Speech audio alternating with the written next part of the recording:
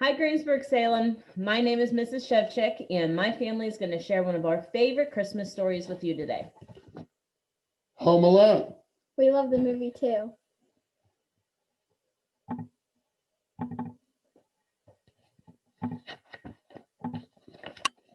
The first page. Okay. 'Twas 3 nights before Christmas, and the McAllister family was getting ready to leave for vacation. Everyone was busy packing. Everyone except Kevin, who was busy getting in trouble. Go straight to bed, his mother demanded. That's enough trouble for one day.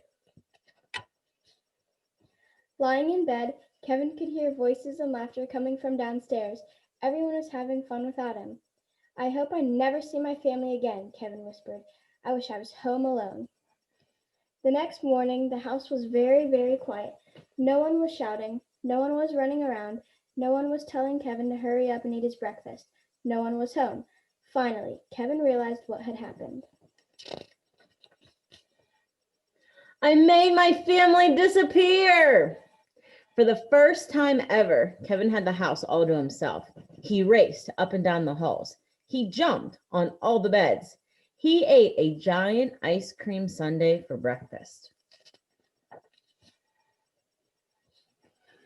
After watching hours of television, he searched through his brother's private stuff and rode a toboggan down a giant mountain. He even tried his father's shaving lotion. It was not a good idea. It stings. Ah! But sometimes it was scary to be all alone. Kevin was especially afraid of his next-door neighbor. Old Man Marley was the scariest person who lived on their block.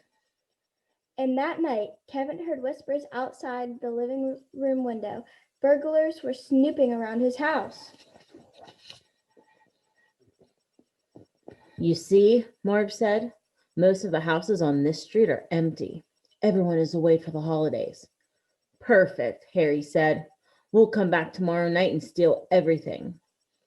Kevin was so scared. He dialed 911, but the telephone didn't work. The wires had been damaged in a snowstorm. After hiding under his parents' bed for a long time, Kevin decided that he was being silly. Only a wimp would be hiding, and I can't be a wimp. I'm the grown-up of the house, and I need to act like one. The next day was Christmas Eve, and Kevin had plenty of grown-up work to do. He walked to the grocery store and bought food. He put his clothes in the washing machine.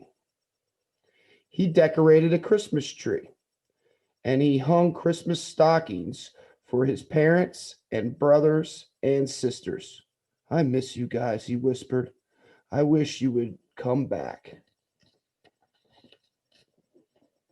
Kevin's family always went to church on Christmas Eve, so that's what Kevin did too. After the service ended, he saw his scary next-door neighbor, Old Man Marley, sitting nearby. You don't have to be afraid, Mr. Marley said. The kids in the neighborhood have lots of spooky stories about me, but they're not true. After they talked for a while, Kevin realized that Mr. Marley was in fact a very nice man. Are you visiting everyone for Christmas? Kevin asked. No, Mr. Marley said. I miss my family and I'd like to see them, but my son and I are fighting. I said some angry words that I didn't mean. Kevin knew exactly how Mr. Marley felt. Kevin remembered wishing his family would disappear, but he hadn't really meant it. You should try talking to your son, Kevin said.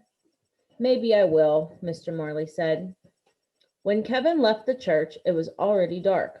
The burglars would be coming soon. He ran all the way home.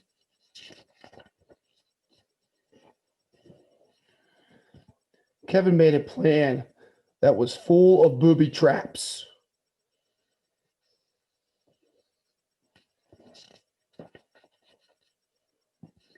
He scattered toy cars and smeared tar on top of the basement steps. He made a big pile of feathers and hid sharp ornaments under the windowsills. He sprayed water on the front steps and tied paint cans to ropes. He stretched a tripwire through the hallway and built an escape route to the treehouse. At 9 o'clock, Marv and Harry returned to the McAllister's house, ready to steal everything inside. They didn't know that Kevin had sprayed water all over the steps, or that the water had frozen into slick, slippery ice.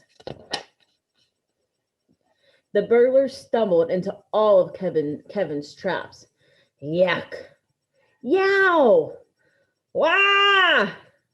Ooh! Marv and Harry slipped on the toy cars and were knocked over by paint cans. Kevin escaped through his bedroom window and ran next door to his neighbor's house. Unfortunately, Marv and Harry were close behind. "Now we've got you, kid," Harry said. Mr. Marley arrived just in time. Whack, whack! He bonked the burglars with his snow shovel and called the police. Then he brought Kevin home.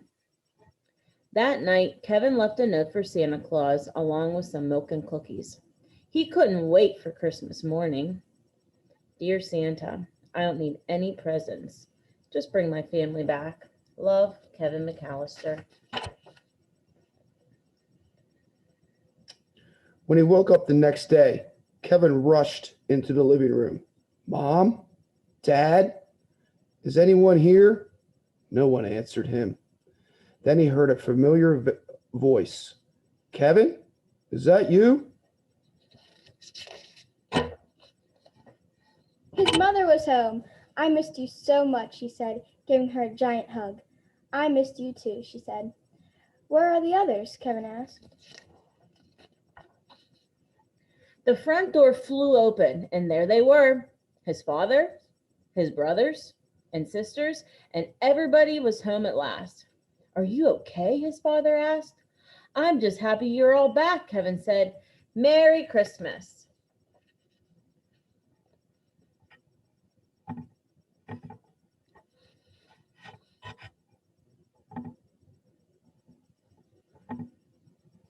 Merry Merry Christmas. Christmas! Merry Christmas.